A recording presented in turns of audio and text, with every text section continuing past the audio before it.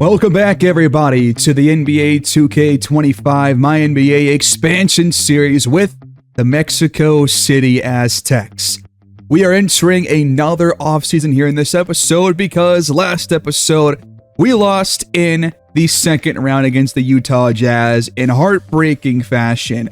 Our last two home games against Utah, we both lost by a last-second three-pointer.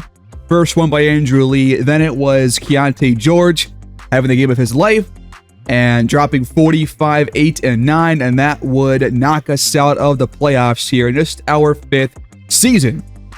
Now it's time to get ready for year 6, and there is quite a bit of change in store for the team in terms of uniforms and the floor designs, but as for the roster, I guess we'll find out. I plan to keep most of our roster the exact same as it was this past year.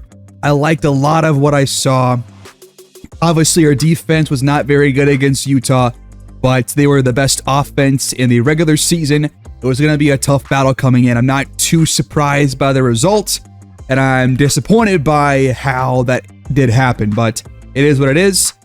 Detroit has won the last two championships. They are now the back-to-back reigning champs as they sweep the Rockets in the finals. And now we are going to jump right into the offseason. If you want to see our stats from the playoffs, you can check the end of last episode.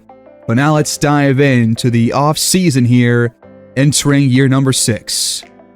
Starting off with player retirements, there aren't a lot of guys that we know, but there are a couple. Kawhi Leonard, Chris Middleton, Taurean Prince, Fred VanVleet, Grayson Allen have all retired. Those are the only well-known names this year, so a very small retirement class. But Taurean Prince was on our team, so he's gone. And Kawhi Leonard makes the Hall of Fame with 18, 5, and 3 as his career average, 6 All-Star appearances, 2 Defensive Players of the Year, 2 championships, 1 Finals MVP both times. Great player, 38 years old. He is now officially in the books. Now we've got the draft lottery, and we of course have no dog in this fight. I will just sim through it and see who gets the first overall pick. And the Memphis Grizzlies have the first overall pick. The Hornets have number 2. The Pacers have number 3. And we are all the way back at pick 26. And I don't plan to trade up in this draft unless I find a guy that I really think can be a big part of our future. Now, in terms of what I'm looking for, I'm probably going to lean towards power forward.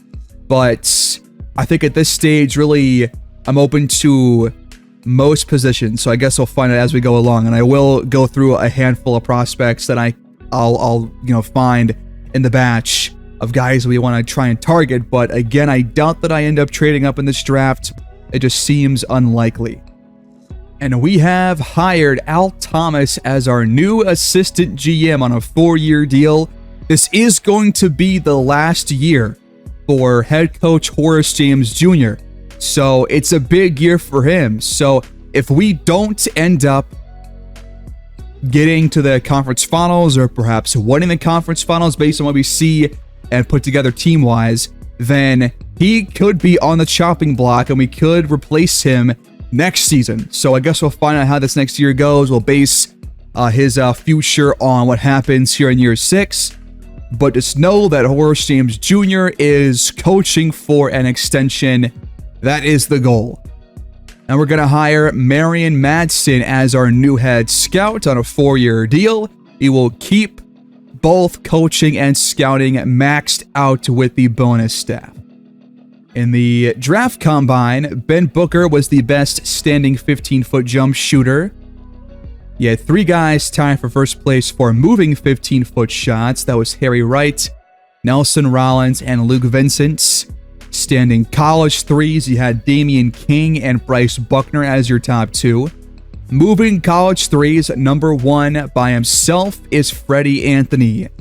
Then standing NBA 3, you've got Nwako Uwawa as the number 1 guy, but he is only a 64 overall. Behind him, you've got Daniel Bryant and Larry Miles. And then moving NBA 3, you've got Uwawa at number 1 as well, followed by Othello Hunter and Devin Mitchell. I've gone through about the top 30-35 prospects and added about half of them to our draft board. Got 18 players here. We'll go through them very briefly, but this is pretty much ordered by ceiling. So the top 4 players all have Hall of Fame. The guys below them all have All-Star or All-NBA or somewhere in that range. The first guy, of course, is Elijah Banks, who, of course, will go first overall. Not expecting him to fall by even one spot, but he is a Hall of Fame ceiling player compared to Dwayne Wade and Donovan Mitchell. Should be an all-star someday. Smart player, does not really make too many defensive mistakes, has no big weaknesses. He's a 6'9 guard, 19 years old, out of Canada. He's very, very good, and he's going to be good right out of the gate, especially shooting-wise. After him, we've got Henrik Wahlgren from Sweden, a 6'9 power forward. So same height as Banks, but a completely different position. A year younger, has a Hall of Fame ceiling, but no real comparison there. But a floor of bench. Can score when posted up. Buries the 3 with deadly accuracy and consistently. He's a good low post defender, but not spectacular.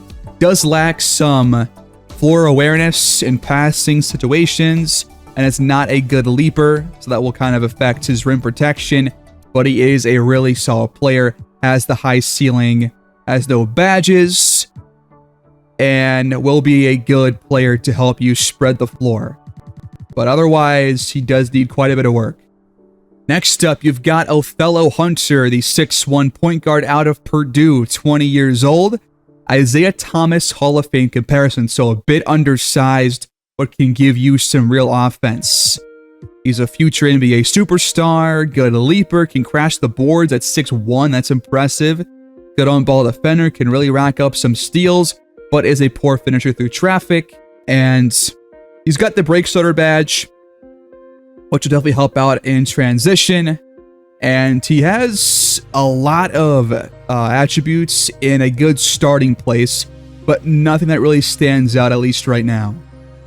And next, we have somebody who I think could actually fall to us, but the projections are very, very spaced out. You've got 29 from the Sporting News, number 3 from the 2K draft projection, and then 28 from the NBA.com projections. So it's a very wide range, but he's also got the Hall of Fame ceiling compared to Kevin Garnett. He's 6'11 out of Greece. Antonis Petsaxoglou, I'm just going to call him Patsy. And Patsy here is a good rim protector, good low post defender, plays above the rim, can really throw it down, but does, again, like the other guy, Wahlgren, lacks some floor awareness, especially when he's making a pass. Pogo stick, rise up as his badges, and he's definitely a project, that's for sure, but potential seems high. Donald Parker is a 6'5 forward out of George Mason, 21 years old, and an Alex English All-NBA ceiling, has potential, has ability to rack up some steals. He's a good low-post defender, below average, though, in man defense, has slow hands, which does not really match it with the getting steals thing, so that kind of clashes there, and does have a questionable basketball IQ. No gameplay badges for him, and another project player right here. Most of these guys definitely have a lot to work on, so you're probably not going to have a big difference maker, at least in their rookie year. Next up, you've got Hillary Hayes, a 6'5 point guard out of Wisconsin, compared to Stephen Marbury, All-NBA ceiling. Can hit jumpers from behind the three-point line. He's a crafty finisher and is a good passer as well, but does lack oomph around the rim. Not really the best finisher when it comes to driving. No gameplay badges for him, but his offense looks really solid right out of the gate. So that's at least a really positive thing for him. It's probably one of the best offensive players right out of the gate here in this draft class. Vic Pollard has a Vince Carter All-NBA ceiling, can steal the ball, good help defender, plays above the rim, but is inconsistent in terms of the awareness and basketball IQ, not a good finisher at the rim, and not a very good player right now. Must improve to contribute. And he's also got no badges, and is definitely a big work in progress. Probably the most well-rounded guy that we've seen so far, because he can do everything, but needs to work on everything as well to be able to be played on a regular basis. At number 8, you've got Todd Ojale. Looks to be a solid offensive player. Defense might need some work. 6'5" out of LSU. Compared to Bradley Beal, All-NBA ceiling, good vertical leap and second jump. Has high upside, a knack for knowing where to be, and no big weaknesses for him. Just a solid player. He's got Deadeye as his badge. And again, offense looks pretty solid out of the gates. Also a good athlete, so a lot to like about him. Next up, the 7-foot center out of Alabama, Dylan Turner, compared to Patrick Ewing, All-NBA. Can expect his game to grow a lot as he matures. Can score on post-ups and is a good shot blocker, but will miss some wide-open passes a little bit too much, and his vertical could be better. He's got no badges, and offense is pretty well-rounded. Definitely a work in progress, but solid starting attributes offensively. Low post defense is solid. Rebounding could be better, though. Gerald Gary out of Canada, 7 foot tall, 21 years old, compared to Kristaps Porzingis, all-star ceiling, promising shot blocker and defender. Can develop into an all-star someday with that good potential. Has shown signs that he can be good at racking up steals. Right now, only solid in that area. Is slow to grasp new defenses. Poor offensive anticipation, so just kind of lacks some basketball IQ. And does look slow and clunky on occasion, so kind of lacks athleticism and speed. And it looks to be a solid low post scorer. Can potentially spread the floor as well. And definitely has things to work on in terms of rebounding and post defense. But there is a lot of potential here, I think, despite the athleticism, which is pretty bad. That's pretty bad. Cameron Purdue hails from Arkansas and has a Klay Thompson All-NBA ceiling. Is a good three-point shooter, good on-ball defender, has a good vertical leap, but will miss the open man on occasion as well, so not the best passer in the world. He's got slippery off ball as his only badge.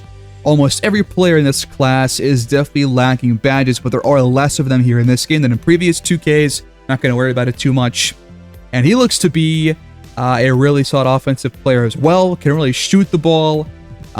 Defense could actually be really good both down low and outside. So I think there's plenty to like about him, but his basketball IQ is definitely on the lower end. Luke Vincent, power forward out of Holy Cross, compared to Dan Assell, all-star ceiling, good, promising shot blocker and defender. Will rarely get a shot blocked. He's a powerful finisher, but he's not great at getting steals. He's solid in that area and does lack some offensive basketball IQ, but is, he's going to need some help down low against stronger opponents. He's only 6'8", weighs 240, can play forward or center.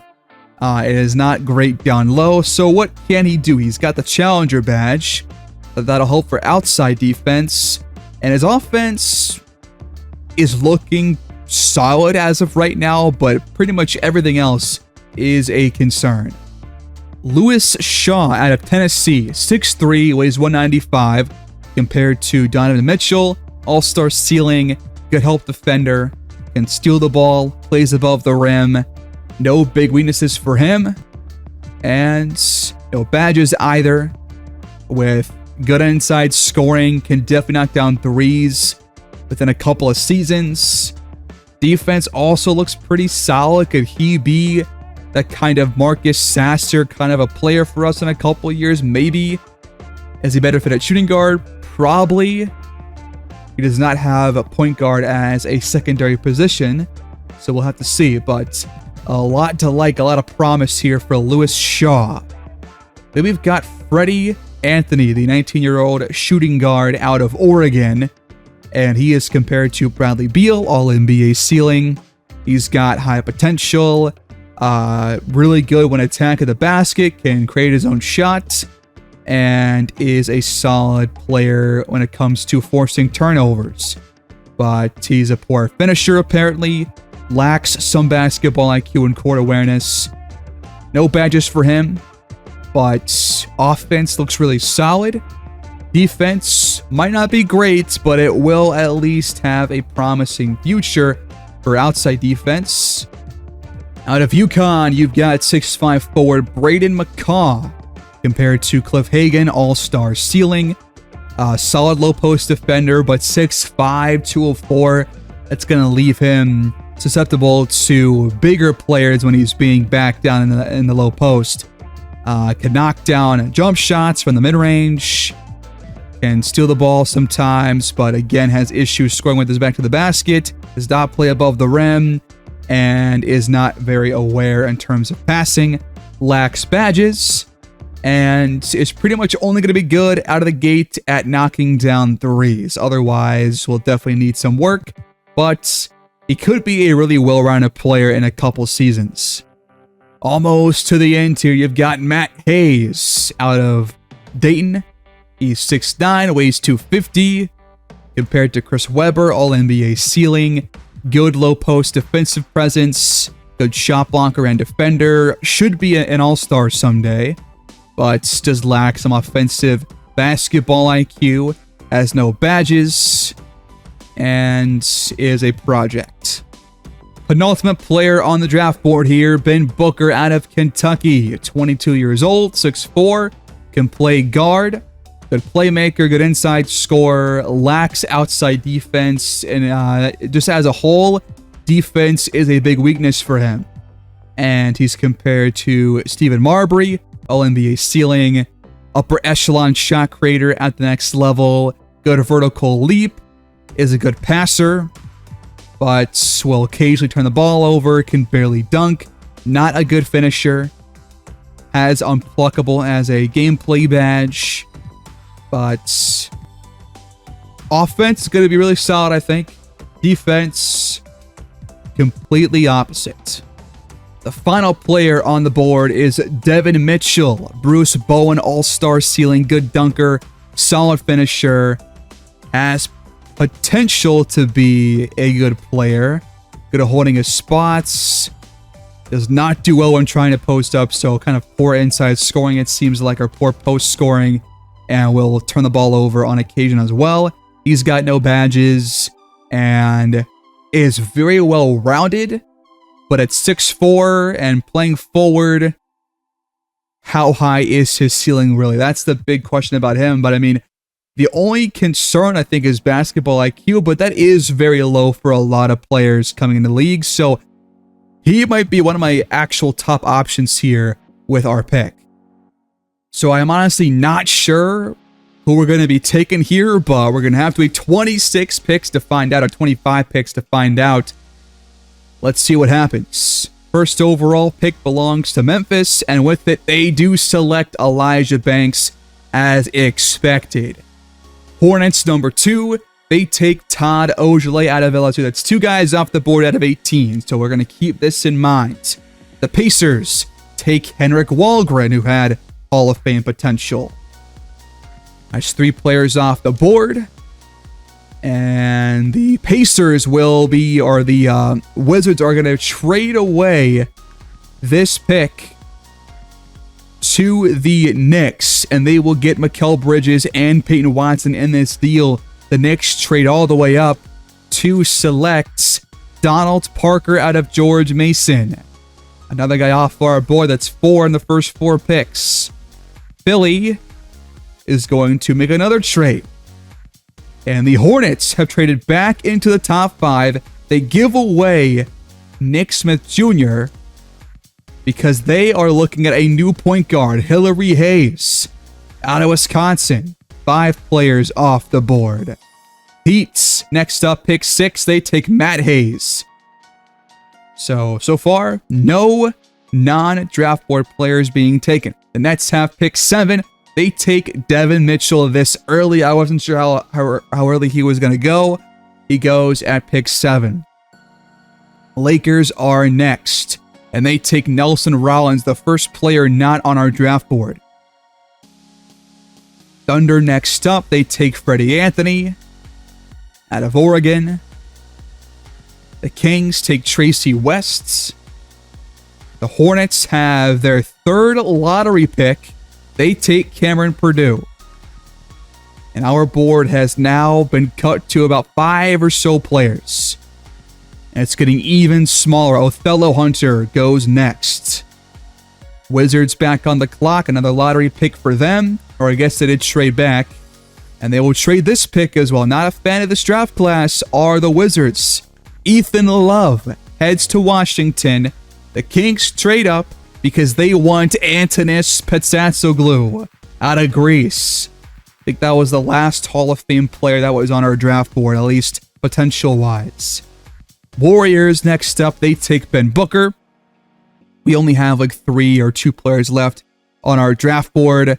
Will they be available at all? There he goes, Larry Miles. Lakers take Will Sanders. The Magic will trade pick 17. The Knicks trade up again. They have now traded both Mikal and Miles Bridges. The Knicks select Gerald Gary, who is also on our draft board. The Nets take CJ Bass, who I was not really a fan of. Hornets, another first-round pick. They take Marcus Sharp. They made like 4 picks this draft. That's insane. We're finally approaching our pick. There goes Vic Pollard off our board. That might be the last guy. That might be the last player that was on our draft board. Or not. There goes Dylan Turner. And Jonathan Richardson to the Raptors. Spurs next up. They take Luke Vincent. Only a couple more picks. Jimmy Webb goes to the Clippers. The Jazz, the pick before us, they take Cedric Goodwin out of Duke. And now we are on the clock. And I'm not sure who is left on our board, but maybe like 1 player. We have 2 players left on our board. We've got Lewis Shaw and Braden McCaw. And as a refresher, here's what these guys look like. Lewis Shaw was one of my favorite players just because he can do a lot. There's not really too many concerns for him, but he can only play guard, 6'3", 195. Do we need a guard? I'm not really sure, but could be just a player to kind of build up in the background as we move through the next couple of seasons. He's got an all-star ceiling, and again, can just be very well-rounded. Braden McCaw was the only other player left on our board. He's got more size to him. 6'5", 204. Can play at both forward spots. No badges for him. And he's definitely more of a project. I think I'm leaning towards Lewis Shaw with this pick. But both guys, definitely really solid options here. Just looking through our roster real quick. At point guard, we've got Dennis, Sasser, and Porter. At guard, we've got Christie and Kispert, as well as Cobb and Dylan Young at forward/guard. So guard is not like a big concern for me. I'm leaning towards forward because we could potentially play McCaw at both the 3 and the 4, play alongside or behind Jarris Walker, depends on what our lineup looks like entering year 6. Shaw, I think, is maybe the better player right now, but both players can really do a lot. McCaw can shoot 3s, and I'm honestly not sure about Dylan Young right now. Like he was good there in the playoff run for sure, but if his ceiling is where he is right now, and he's not going to get more badges or really improve beyond like an 80 overall-ish player, maybe taking the chance on McCaw makes more sense. We still have 2 years left with Dylan Young, and he's been solid through his first 2 years, but it would be nice to have a backup option. So I'm leaning towards McCaw right now, actually. I don't think it really matters that much because they both have all-star ceilings. I doubt one guy is going to be that much better over the other. And McCaw does have a much greater wingspan than Shaw at 6'10 versus 6'3. Height difference, not that much. McCaw can knock down threes and shoot, and is just a good overall player, it looks like. And despite having no badges, Shaw doesn't either. So, and also one thing is that McCaw has work ethic badge, which means that he will get better and earn more badges compared to Shaw. So I think I'm gonna take Braden McCaw here with this pick. He's 20 years old, and I think forward is more of a concern than guard is right now for us, because Shaw can't play point. If he could, I would probably take him to see if he could slot in for Marcus Sasser if he ended up moving on from him. But I'm going to be taking Braden McCaw instead. I think he's the best option here at pick 26. And he's going to be our selection. A catch and shoot threat that can really do a lot of everything. And we're going to take him. Braden McCaw is your first round pick. Welcome to Mexico City. And you can see a preview of the new home uniforms right there. I'll show a more in-depth look here in a moment after this draft is over. But Zach Harper says, is this selection of Braden McCaw any indication of what they think their chances are of re-signing John Cobb? The answer is no. I have a plan in place for Cobb. He is about to get paid. And Lewis Shaw ends up going at pick 29 to the Chicago Bulls. And now every player on our board is gone. I'm just going to sim to our second round pick and just draft the highest potential player that's on this list, probably. We actually still have two guys at 100% scouted, but they're both like 66 overall players. I'm not sure we can take a chance on those guys. Highest potential, though, does belong to players in this range. I mean, this pick has no weight to it. I want to draft Uwawa, who is one of the top shooters in the combine, and just see what he looks like, but he's not going to be very good. And that is the NBA draft. Elijah Banks was the first overall pick. He's got 2 badges. I'm really only going to very briefly look at the potentials here, all that I really care about. But Banks is a really good player across the board. B potential on paper, but I think that ceiling was high for a reason. Again, on paper potential is not usually very accurate. We've seen this before for players on our team and players in years past. Ojale, really good overall player. Walgren, A- potential on paper. And it seems like all players besides Banks had like a 73 overall or lower. So I feel like most of these rookies aren't going to have a big impact in their first year. Like next year is when you're going to be seeing all these guys getting more playing time and having a larger impact on the court. But right now, they're going to be all coming off the bench for pretty much all teams except for the one that drafted Elijah Banks. Mitchell had A potential, and A is just really good across the board. He's going to be a really good all-around player, I feel like. Freddie Anthony, A-. Pick 10, Tracy West, good low post defender and rebounder. Cameron Purdue, A potential. Fellow Hunter, C potential. It's pretty low. B for Patsy here. Also pretty well rounded. Ben Booker, B- potential. And we chose between Braden McCaw and Lewis Shaw. We'll compare those two here, as McCaw actually has B+ potential on paper, but every stat he has is in a really good starting place, except for inside scoring, but that can be worked on. He's a good shooter. Everything else in a really good starting place. I really can't complain. I think this was a pretty solid pick for us to make. A guy to kind of work on as a project player, can eventually become a big minute backup maybe next year or the year after that. 70 overall, and he's got no badges.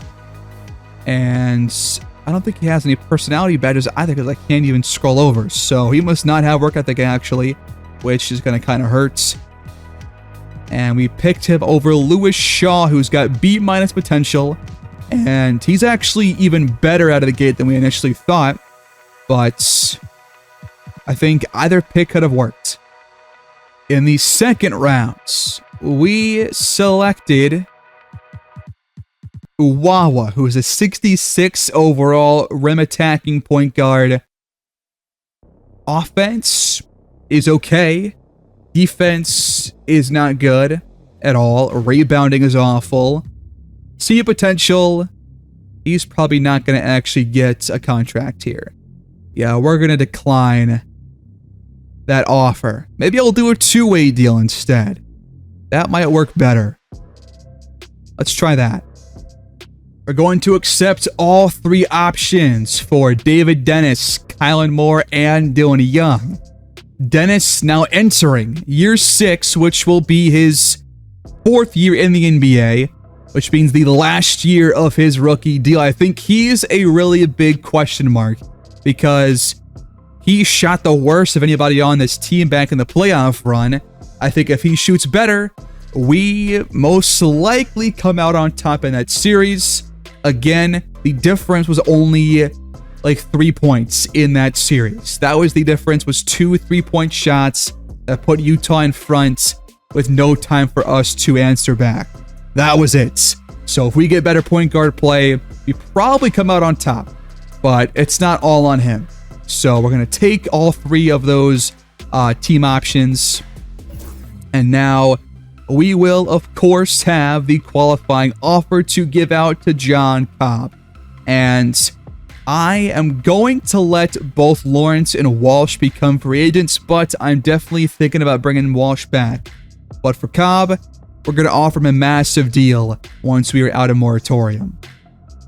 Before we check out the free agents, here is our roster. John Cobb not here because he's a free agent, but he is restricted, of course, because of the qualifying offer. So right now, we got Mark Williams, Cam Christie, David Dennis, Moore, Sasser, Kispert Young, and McCaw. Where are the areas in which we could improve? I think I'm mostly kind of waiting on the player progression later on in this episode because that will have a huge impact on what we can do this next year. If we don't get what I'm looking for, we're probably going to have a very similar result as to last year. But if we see Cobb or Moore or other players still get better, then I'm comfortable keeping this roster together as it was exactly a year ago. Because we don't have Jarris Walker right now either. He's also a free agent, but I'm going to look to bring him back, hopefully.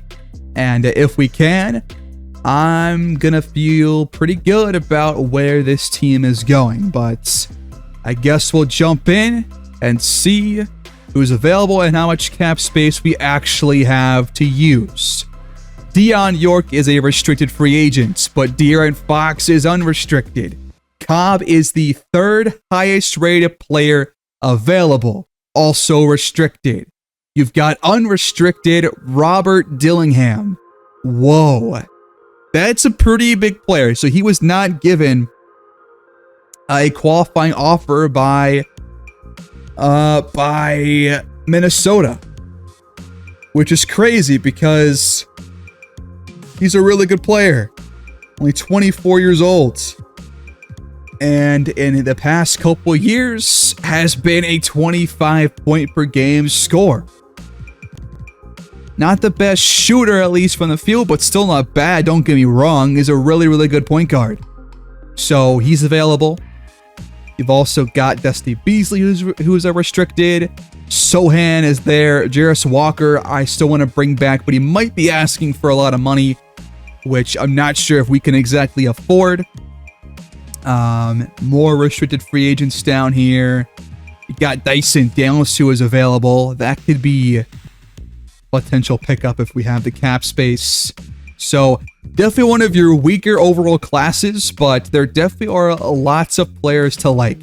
And if you guys don't know, there is a bug in 2K, which they're probably never going to fix, where if you offer a extension to your own player as they become a free agent, restricted in their first ever free agent season, then they will only take the qualifying offer. So the way to navigate this is to wait for other teams to offer a big deal and match the offer sheet, and then you're good to go. If they don't get offers in the first 3 days and you leave moratorium, then you could offer the big contract and he will just take that most likely. And you'll still have the bird rights. They'll still be restricted. So that's kind of how that works. He's got 10 offers right now, including a 4-year deal from the Mavericks, but interest is pretty low across the board. So we'll see what happens with Cobb, but the idea is to, of course, bring him back and give him that massive 4 or 5-year deal. And we do have bird rights, so my goal right now is to bring in Jarace Walker. I liked his play. I think he really stepped up after kind of a slow start to our season, and I feel good about him being a part of this team. He fits our scheme very well. He can easily become a starter if we need him to, and he's good off the bench. He's a good defender. I feel comfortable offering this much money. We have the bird rights, which means that we can go over the cap limit to sign Cobb. So I feel comfortable offering him a massive deal. And this could be a tradable contract too if he does not play up to our standards. So we're going to offer Jarace Walker a contract. It's going to be the first offer he gets this offseason. We'll offer him, and I think I'll wait on the rest of the players to see where things fall. Jarace Walker looks to have agreed to his 4-year contract. Will it go through? Not exactly. Cobb now has 11 offers. Any better ones? Still the same one from the Mavericks. And now the Bulls have come in offering a massive deal. 4 years, $210 million. Will Cobb accept any of these offers? That's the big thing here, is will he accept a different team's offer sheet first? He's a very loyal player, so I guess we'll find out. He is prepared to accept the offer. We're going to have to match that, obviously. And we're going to match that and also get Jarace Walker as well. And both players have re-signed. We are out of cap room. That puts us about $4 million over the cap limits. But we bring in John Cobb on a massive contract. 4 years, $210 million. And he gets the extension. He feels good about it. He's a loyal player. He will be making quite a bit of money, about 53-ish, $52 million on average over the course of 4 years. Pretty solid deal. I think that he'll probably get one last attribute and badge boost before we start year 6, so I feel good about that. I feel like we got to bring in our star player again. You can't just let guys like that walk. We got Jarace Walker on about half of what Cobb just signed for, but Walker's been really good for us. I like his play style, and I think he's still got a lot to contribute to our team. Was 30 mil too much for a guy like Jarace Walker? Maybe. That's why it's a tradable contract. But he's a very reliable player, I think. And now we just got to fill in the rest of the holes on some vet minimum contracts. Elsewhere in the league, yeah, Dion York agreed to a 4-year deal. Same deal as John Cobb. So both players in the same draft class re-signed with their teams. Sohan heads to the Mavericks on a 5-year contract. Longley to the Knicks, 4-year deal. Ronald Adams to the Hawks. Gabe Hayes, now a Warrior. Derek White, a Hawk. Vassell to the Kings. Timothy Stewart leaves the Jazz for the Grizzlies. The Lakers pick up OG Anunoby. Joel Embiid in his last couple of years will be a Pelican, I guess. And James Wiseman signs with the Heat, so he's no longer going to be on our team. I expect a lot more minutes from Mark Williams and Kylan Moore at center. Filling in the reserves now, we've got Adam Bona, 26 years old, 6'10 center. He'll play behind Moore and Mark Williams. We're going to bring in Pele Larson. Hopefully I'm not butchering his first name, but Larson joins the squad as our third guard. And we also are going to bring back Yabusele, who was on this team a couple years ago as a backup, and now back in that same role. And we are going to end up bringing back Andre Walsh on a 2-year deal. And he might actually get some playing time this year. We'll see if he and Bona might get a few minutes off our bench. But now we've got 15 players on this roster, a full roster now. We should be all good here. So no big signings for us, just kind of bringing the same guys back and betting on this team to improve. And just getting ready for one final run with Horace James as the head coach. It's pretty much what I'm banking on here. But I do want to see where Dillingham and De'Aaron Fox land. And I'm really confused right now how Dillingham has 0 offers. What am I possibly missing here? He's going to sign to a team on like some cheap deal to start year 6. I'll swear though, De'Aaron Fox is a bull. Only took a 1-year deal. $20 million. Man, these contracts are just not, like, I have adjusted the settings and it still has not really helped some of these bigger players take these deals.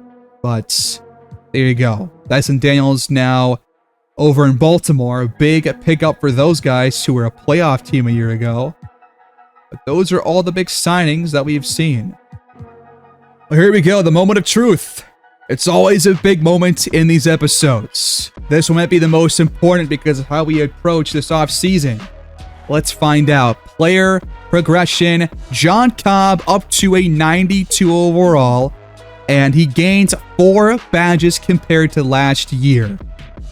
I think he's probably at his peak. But look at Kylan Moore. Going up 8 overall points. I'm not sure how many badges he had a year ago. But he's got 14 now. A big uptick for him. This is the new star duo. It was the star duo the last 2 seasons. But now they're both actual stars. I'm expecting a lot more from Kylan Moore. I'm expecting better playoff games from John Cobb now. That is absolutely huge. Betting on these guys worked, at least it seems on paper. All-around star John Cobb coming off his best season, looking to build on that in his 5th year, the first of his new contracts. He's now got gold bailout, deadeye, float game, layup mixmaster, silver limitless range, physical finisher, and set shot specialists. Bronze handles for days, shifty shooter, strong handle, and unpluckable. And he's still got alpha dog and a work ethic. So he's probably at his peak if I had to guess. Maybe has 1 more year, but I highly doubt players beyond 26 will have an increase in terms of their progression. But John Cobb, 92 overall, is a great player to have on your team. He's made back-to-back 13 All-NBAs. This is what I wanted. It's what I kind of expected. And you got Kylan Moore coming out of nowhere after not really having too much of an uptick in production between his first 2 seasons. Now he is primed to have a career year. He's got gold brick wall, gold rise up, silver hook specialist, physical finisher, pogo stick, and post fade phenom, and post powerhouse, post up poets, bronze aerial wizard, box out beast, challenger, paint patroller, post lockdown, and rebound chaser. But these attributes are looking a lot better. He can actually be a pretty serviceable 3-point shooter now at a 78. And he's only 21 years old. So imagine where he can go from here. He's still not done progressing, I don't think. He's going to be drawing lots of fouls. I mean, every attribute got better. I mean, going up by 8 is pretty crazy. So maybe he deserves another chance to be the center. Up 10 offensive rebounding, up 12 defensive rebounding. A much better help defender now this season. I mean, he's better in every single area. Just amazing. Harris Walker gets better IQ and playmaking. Cam Christie goes up by 2 with playmaking and rebounding.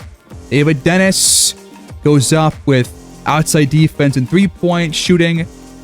But he might be at his ceiling here, which I think is a good ceiling at like an 83 overall. It's just about, will these attributes going up, will this be enough to establish him as a consistent player? That's really what I'm kind of hoping he can be, is a guy that we can trust game in, game out to not shoot us out of a game. Mark Williams pretty much stays the same. Marcus Sasser actually goes up by 3 at 28 years old. That is very surprising. Dylan Young, though, might also be at his ceiling. Still 80 overall. He gained 1 badge. Well, that's kind of why I wanted to bet on McCaw to be a potential option if Young does not really improve. I think he's still a good player to play off our bench, but that's probably going to be his highest role. That's now essentially 2 years without really having too much progression, so he's probably not going to get a whole lot better from here on out. But having your 2 best players go up even further, I think that's really big, especially with the badges too. So Cobb and Moore now have the keys to our franchise. Now it's about, can we win with this roster? What about other teams though? Robert Dillingham ends up signing with the Blue Crabs. So now a really, really amazing backcourt for Baltimore. They've got Dillingham. They also have Dusty Beasley. They've got Dyson Daniels. They've got Jackson Larson. That's 4 backcourt players. And it's the top 4 players on their entire team. The Bucks get 6 progressive points for Lawrence Murphy. Bulls signed Aaron Fox. Nobody really improves all too well for the rest of the roster, though. Herb Hood continues to go up. Had a big uptick last year. Does it again here. Goes up by 4. The Celtics have 7 players on roster. What is happening here? I mean, they just don't have any money, I guess. They're paying Tatum $71 million and Jaylen Brown 4 years, $162. So they got to sign a lot more players. They're going to be awful again, most likely. Clippers, Luka and DeJounte Murray stay the exact same. No real increases for anybody on this team. And Balstomane for Memphis goes up by 6. You've got Isaac Gonzalez going up by 6. Hawks had some minor improvements. Heat, not really anything to talk about. Hornets, not really much to talk about here. Andrew Lee goes up by even more. He's going to be even better. Why? I don't need this from them. Deion York goes up by 1. He's probably at his peak, I would hope, at 97 overall. Plus 5 for Keebu Miller. He's got 23 badges. He's already at Cobb's level. This is crazy. He's got twice the badges. Overall, only 2 lower. And he's only entering his 3rd season. I mean, the Kings hit a home run with this pick. They've also got Xavier Green going up by 6. The Kings are going to be a really good team. Reggie Mann goes up by 5. We've got the Kings. We've got the Jazz, the Rockets, and then us. That's 4 really, really young, but really, really good teams all in the Western Conference. It's unfair. With the Knicks, you got plus 5 for Andre Lewis. Lakers had some players go up by a little bit, but not a whole lot to really talk about here. Magic get plus 6 for Corey Carter, and 7 for Griffin Isley, 5 for Floyd Sampson. They're going to be a really good overall team. Mavericks probably are going to miss the playoffs if I had to guess this year based on their roster improvements, or rather lack thereof. Nuggets, nothing really here to say. Pacers, same story. Plus 5 for Joey Daniels over in New Orleans. Plus 4 for Patrick Murphy. Pistons, the back-to-back champions, pretty much keep their roster the same. Nobody really gets a whole lot better, so expect more of the same from them, I guess, to be a top Eastern Conference team. Raptors still have plenty of players to bring in for this roster. +3 for Dion Houston. Only +1 for Bauer, but I think he's probably he's one of the best players in the league already, so not going to complain about that. Rockets should probably be another top team like they were this past year. So we're going to see if we can battle against them again. The Spurs get +5 for Dan George. And we beat them round 1. They're going to be even better. So most of these top Western Conference teams, they are not getting worse. They're only getting better. Phoenix +5 for Marquise White. 3 for Nash and 4 for Derek Ingram. OKC, very, very top-heavy roster. They're going to be pretty bad again. They have just no players outside of their big 3. +5 for Markovich here for the Timberwolves. They, of course, let Dillingham walk for nothing. Blazers, not really a whole lot here. Warriors +3 for Melo Keels. Is he at his peak? If he is, then Keels and Young were actually pretty similar players across the board in terms of potential and where things began for those two. Wizards get +8 for Darius Williams, who was the former first overall pick. So he's really solid. They got a really good starting 5 here, man. They're going to be a good team this next year, I think, based on roster alone. But here's what the overall players look like. Wemby is the top player, followed by York. Those two are kind of in their own category. Then you've got Tatum, Doncic, Jokic, Booker. Then you got Frank Bauer, Shea, Holmgren, Giannis, Halliburton, Barnes, Ant, Zion, Cobb. Now in this upper echelon of star talents. Maxey, Mobley, Jaylen Brown, Cunningham, Morant, Miller, Brunson, Kibu Miller, Asar Thompson, Alex Sarr, and that's all your 90+ overall players. So we've got one of them. That's at least something. The Sixers get +4 for Cam Weber and JD Johnson. And then back to us. We had some of the best progression so far in this offseason, and nobody really lost a whole lot besides Yabusele, but he's not going to get a lot of playing time, so no concerns there. I think we're primed for our best year yet. At least, that's how it looks on paper. So we sim to our next season, and Steph Curry this year plans to finally retire. He will get the farewell tour, of course. And we're going to open the year on the road this time in Washington. The first of a back-to-back. We go from a road game in the U.S. Capitol back to Mexico to face the Lakers in just 2 days. So the Wizards, as we saw, have a pretty solid lineup. They're coming off here where they were just below 500. I'm expecting a lot better this year. We will get a chance to see Darius Williams for the first time. It was, of course, a first overall pick, like one of our own, Kylan Moore. So we'll see him. And I'm excited for this team to make their debut with how well they improved in this past season.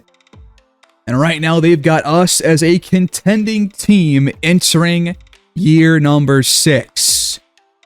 What other teams have this label? The Bulls are going to be marked as contenders. The Cavaliers are contenders. As expected, so are our rivals, the Utah Jazz. I would love to get a rematch in the playoffs and beat them to a pulp. Nets also apparently contenders. Not really sure if that's going to be accurate. Their roster is not very good. But beyond those teams, you've got the Pistons, who of course have won the last 2 titles. The Rockets, no surprise there. Spurs are buying, but I think they should be contenders. Otherwise, besides the Wizards, that is it. So 2 contenders facing off in a cross-conference matchup to open this season. Should be fun. But now it's time for the uniform reveal. We saw a preview of it back in the draft. Here's what it looks like in full, the new home uniforms. Now there's a lot of green here. I'm aware of that. You got some red accent coloring here. You've got the new stripe on the pants. We actually added color to the waistband, and I think these look pretty clean. I'm thinking about making the kind of middle stripe on the shoulders and waistband only red, but I'm open to feedback. So if you have any thoughts about this home uniform, then please share in the comment section before we dive into the next season officially. But those are the home uniforms. I have not changed the away uniforms. It's the same as it was a year ago. We've only had these ones for the past 2 years, I think, so that's why I made no adjustments to them. But the home ones we had for the first 5 years with the no adjustments, so I think this was a long time coming. Now, I've only made one slight change to the third uniforms. I changed the lettering from the Ciudad de Mexico to CDMX, which is how they abbreviate it over in Mexico. So new lettering on the front and a slight font change to the numbers, but still the overall same design. I'm also open to kind of tweaking this a bit more as we see fit, but leave your thoughts down below.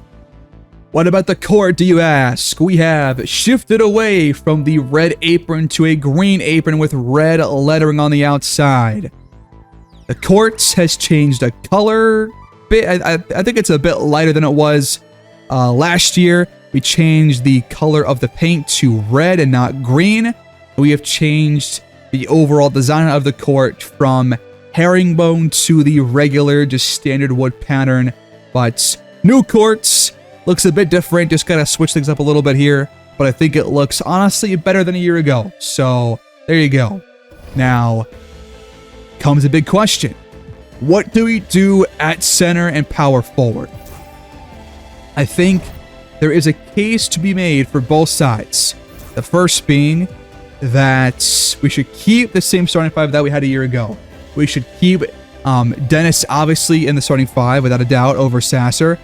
Have Cobb at the 3, have Moore at the 5 and Walker at the 4. And stick with our best overall lineup at each position. But then you could also argue that we played pretty well with Williams and Moore playing power forward and center and having Williams in there at the 5 instead. So I think either could work. It's just about what is the most optimal for this team. And if I'm being honest, we have seen quite a bit of this Williams-Moore lineup. I think there's a lot to like about it, but it's been over half a year since trying Jarris Walker and Con Moore. And now with Moore even better than a year ago, I think it's worth starting out with the best overall team that we have, with Jarris Walker at the 4. This will allow us to get the most out of both Moore and Williams at the 5, because I think with the boost to rebounds especially, Moore should be a lot more trustworthy on the glass compared to his first couple years. And we can give Williams a lot of minutes off our bench. Moore can still play at the 4, and now we'll have probably the same minutes as Cobb per game, but probably like 36, 37, 38. They'll both get the most playing time on this team. So we're going to start out with a very similar rotation that we had to close the regular season last year. But Cobb and Colin Moore both will get 36 minutes per game. And we'll have Williams come off the bench, 23 minutes, all of them at center, with Moore getting probably 65% of his playing time at the 5 and the rest at the 4. We will have Braden McCaw get some playing time, but it's going to be a power forward, not small forward. I think I like Young better at small forward and getting still 20 minutes off the bench. I think it's good for him. And I want to see what McCaw can do. Slightly undersized at forward, but potentially still a solid low post defender. So we'll see what happens. I can obviously adjust his 10-minute stretches as we see fit. But we'll start out with this and see where things go. But again, I think expectations are very high this year with how good Cobb and Moore have become. You got players around them like Cam Christie and Jarris Walker. We might actually give Christie more playing time. as the year goes on and take more minutes away from Dylan Young or Corey Kispert.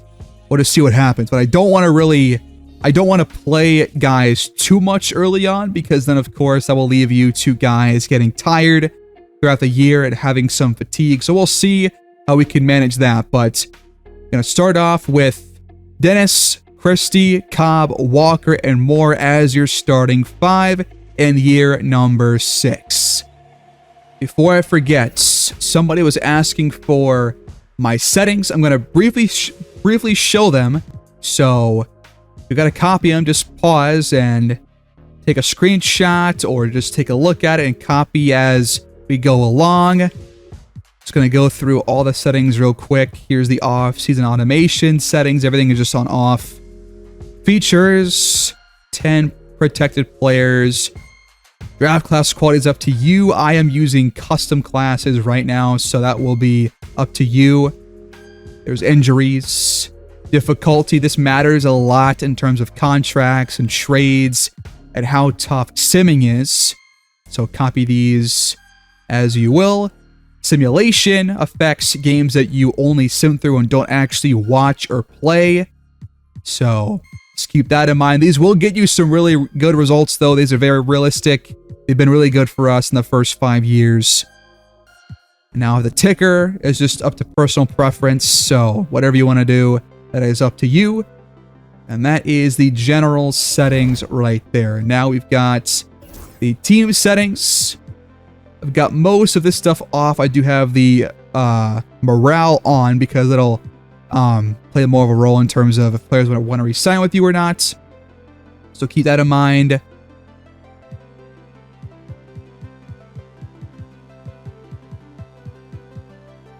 Position. This does not matter for how I play the game. And then gameplay. Make sure game speed is all the way up to 59 with these sliders to make things work the best they can. Everything else, I think, is pretty default. So, except for the commentary volume. Got to lower that to 0 if you want to do your own commentary.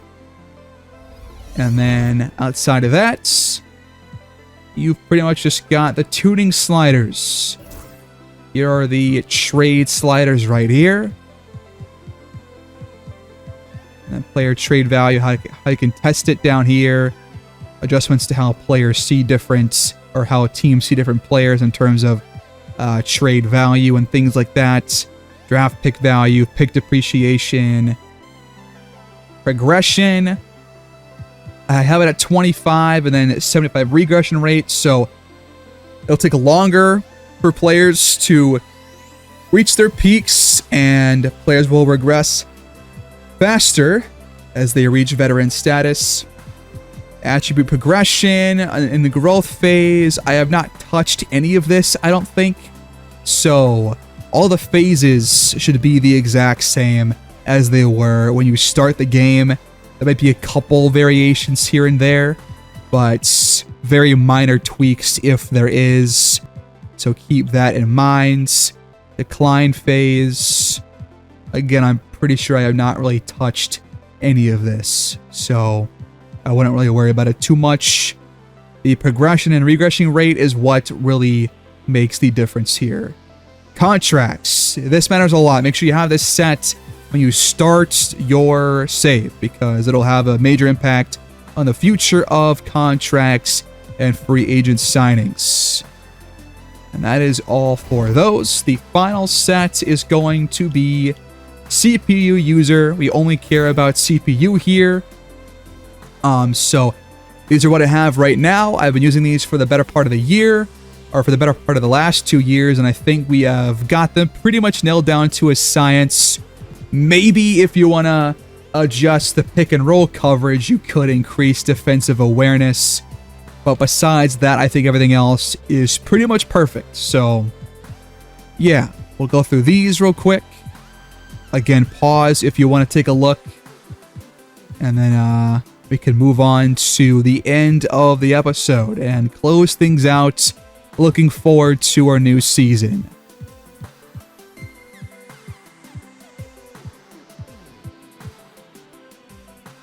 That will take us to the final talking point before wrapping things up, the playbook. We've been using a custom playbook for the last couple years. The offense has been really good sometimes and then kind of inconsistent sometimes. And I'm curious if you guys want to see a new playbook. I'm not going to really add my own plays because that will give us a bigger edge over the CPU than I really want to have.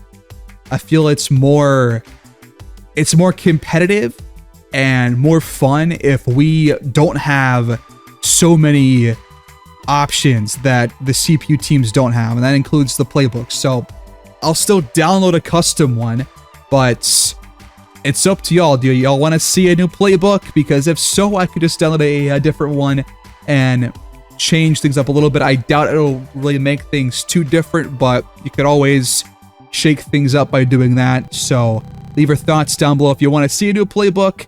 That'll do whatever I think is the best one to use that somebody has made themselves, and I'll make sure that it has all 60 plays. But do you believe that this team is our best one yet? Do you believe that Cobb and Kylan Moore, as our top 2 players, can lead us to our best season yet? Cobb now probably at his peak. Kylan Moore really improving. We have one of the best rosters in the conference and the league, and it's time to see if we can really do something special here in year number 6. Leave your thoughts down below, like the video, and subscribe, and I will see y'all next time. Thank you so much for watching, and again, leave your expectations down below.